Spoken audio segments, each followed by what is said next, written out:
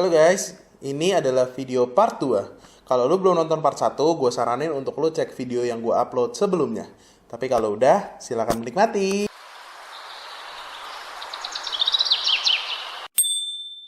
Nah, terus yang dulu ngagetin banget pas nyampe Cina adalah satu hal yang satu culture lah gitu ya. Di China yang disebut dengan ceci. Apa tuh? Ceci itu kependekan dari ceci xuexi. Jadi kita kan kelas dulu kayak anak SMA kan, aku udah bilang kan. Jadi kelas kita itu dijadwalin sama mereka dari sekitar jam 9 sampai jam 5. Semua angkatan. Ada lagi kelas malam jam 7. Tapi nggak pasti ada tuh jam 7. Kadang ada, kadang enggak. Jam 7 sampai jam 9. Nah, kalau udah jam 5 itu kan banyak kelas kosong tuh. Ya kan? Itu diisi sama anak-anak yang mau belajar. I have several questions. Ya mereka datang, anak Chinese datang bawa buku, terus kemudian biasanya bawa teh hangat. Ya kalau teh hangat itu nggak cuma di kampus ya, di semua tempat. Mereka bawa termos, isinya dalamnya ada daun teh, terus nanti mereka isi pakai air panas kan di kampus kita ada air panas gratis. Really nigga? Jadi kamu ke daerah dekat WC itu pasti ada air panas gratis yang tinggal buat bikin teh. Jadi dulu kehidupanku juga lama-lama mengikuti. Di tahun keberapa sudah mulai datang ke kelas. Jadi selesai kelas kita pulang ke kamar, ambil buku, balik lagi ke kelas belajar.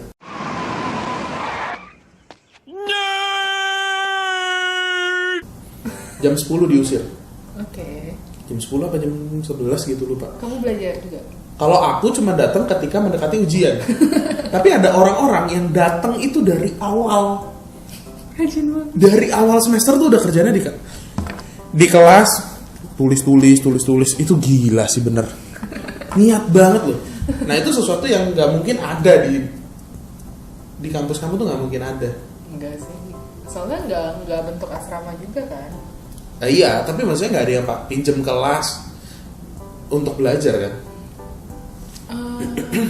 Nggak tahu ya jurusan lain ya. Kalau aku dulu untuk bikin tugas bareng-bareng. Jadi kayak emang pinjem kelas buat sampai pada nginep. Oh tapi ada juga berarti ya? Ya ada. Kayaknya kalau yang kayak jurusan desain itu arsitek, interior itu banyak deh. Yang mereka emang. Jadi kan kelasnya bukan bentuknya studio gimana sih, tapi satu kelas itu kita yang kelas studio tuh akan di situ terus. Jadi kayak barang-barang di situ lah, semua di situ gitu loh. Jadi kayak pasti deh anak-anak arsitek, interior tuh. Pernah lihat anak manajemen gak ada?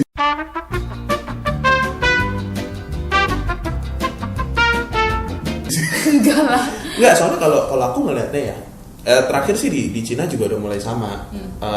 Mereka masih banyak yang ke kampus kan gitu, ke kelas untuk belajar. Tapi memang pergeseran kulturnya udah mulai sama, terutama yang anak kedokteran kan, karena aku kedokteran. Jadi pergi ke kafe, ke fast food joint untuk belajar, ya nggak sih? Rata-rata juga gitu kan, di sini kan juga sekarang mulai ke kafe gitu-gitu. Cuman kan kafe mahal soalnya. Nanti akan ada masa di mana kita akan ngomongin coffee culture karena dua-dua suka kopi, suka kafe. Nah, akan bahas ke arah sana, tapi sementara kan kampus dulu. Jadi itu ceci namanya. Mereka sampai punya nama untuk itu. Kita sih nggak belajar ya, emang kerjain tugas gitu loh. Kalau ini nggak, karena kita nggak pernah ada tugas. Oh ya beda sih. Kita nggak pernah ada tugas. Jadi kita kesana itu hanya untuk belajar, mereview. Oh bukan ceci sesi, tapi ceci itu ceci fusi, review sendiri. Gitu. Ya gitulah anyway. Nah next kita mau bahas mengenai kartu pelajar. Nah jadi si kartu pelajar kalau yang aku tahu di salah satu kampus di Jakarta yang depannya B, mereka kerjasama dengan bank yang juga depannya B. Jadi kartunya jadi electronic money. Jadi mereka bisa pakai untuk tol, supermarket dan sebagainya. Kampusmu kayaknya enggak kan? Kayaknya dulu tuh sempat ada. Dulu tuh kayak di kantinnya tuh ada readernya gitu loh. Tapi nggak pernah ada yang pakai sih. Harus soalnya banknya nggak jelas. Bank yang selalu kerjasama dengan grupnya itu kan? Iya. Terus kayak ya udahlah. Terus kayaknya belakangan udah kayak semua udah nggak pernah ada card readernya segala macam. Jadi kartu pelajar, maksudnya kartu mahasiswa di tempat kamu kan bentuknya kayak kartu bank gitu kan? Itu gunanya buat apa? Buat ke perpus. Selain ke perpus? Udah sih paling kayak buat di gym gitu-gitu, buat pakai kolam renang. Kalau kartu pelajar aku bentar aku kayak masih.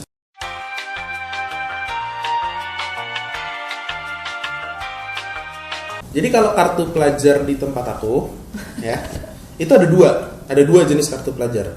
Ini yang disebut dengan Shueshenzhen atau yang biasa disebut sebagai ID card pelajar.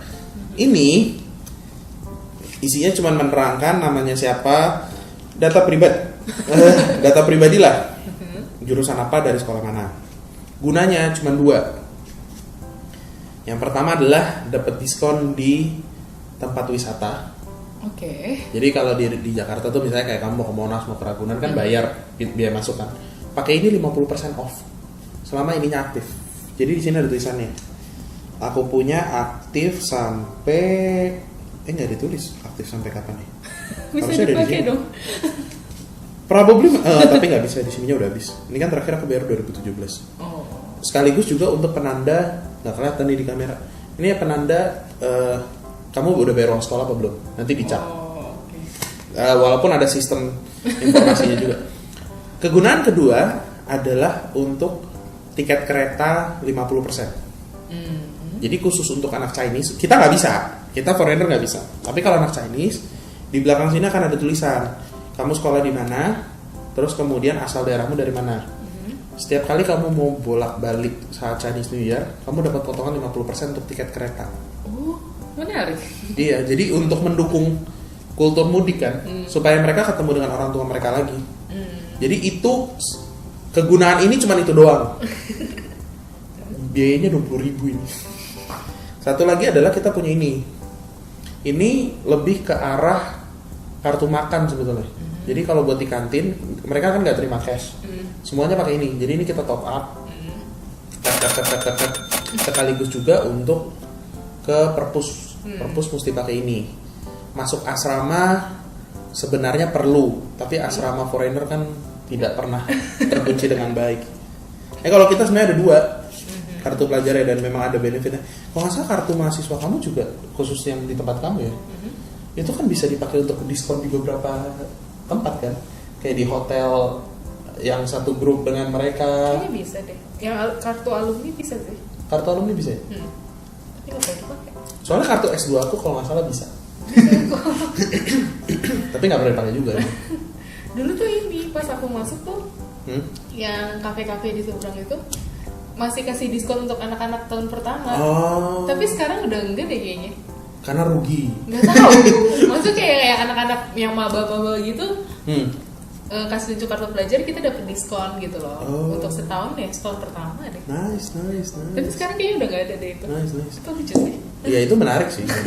Nah terus tentang mandi culture. Enggak. Jadi gini, ini yang dulu agak bikin kita kaget ya sebagai mahasiswa Indonesia yang datang ke China ya. Jadi di sana terutama anak kampus mereka punya culture mandi sendiri. Maksudnya? Kalau di sana mereka mandi itu malam sebelum tidur. Terus pagi rata-rata nggak mandi. Nggak tahu sikat gigi apa nggak. Tapi rata-rata nggak mandi. Tahu dari mana? Kamu bisa ngelihat rambutnya masih ada yang rambutnya lepek, ada yang rambutnya cowok masih rambut tidur, tau nggak? Rambut bantal. Tahu kan rambut bantal? Nah itu ada gitu. Kamu bisa lihat itu ada di jalan dan memang teman-teman ngakuin. Maksudnya apalagi kalau lagi winter ya kan dingin. Mereka punya, lupa deh ada water heaternya nggak ya? Ada sih, tapi kan water heater agak listriknya mahal gitu. Jadi ya udah mereka mandi tuh malam, pagi nggak pernah mandi rata-rata. Terus udah gitu datang ke kampus, maksudnya datang ke kelas, celana pendek, baju kaos. Tempat kamu nggak boleh kan? Setahu aku di Indonesia nggak boleh. Kaos masih boleh, tapi nggak boleh celana pendek atau rok pendek. Jeans boleh. Jeans boleh. Oh, karena ada beberapa kampus kan yang menerapkan nggak boleh jeans. Boleh. Harus celana pendek. Jeans kaos masih boleh. Cuma jangan pendek aja, jangan di atas lutut. Di sana pakai celana basket dengan kaos jersey juga boleh masuk. Gila udah lama banget. Ya, mari kita tutup. So, jadi kayak gitu perbedaan yang muncul antara, bukan perbedaan ya, hal-hal yang dulu bikin gua kaget ketika gue datang sebagai mahasiswa Indonesia ke Cina, dan gue pengen compare itu dengan apa yang sebetulnya terjadi di Jakarta. Enggak Jakarta juga sih kampus kamu. Pinggiran Jakarta. So, karena sepertinya WFH masih panjang, silakan menantikan video berikut ya. Dah.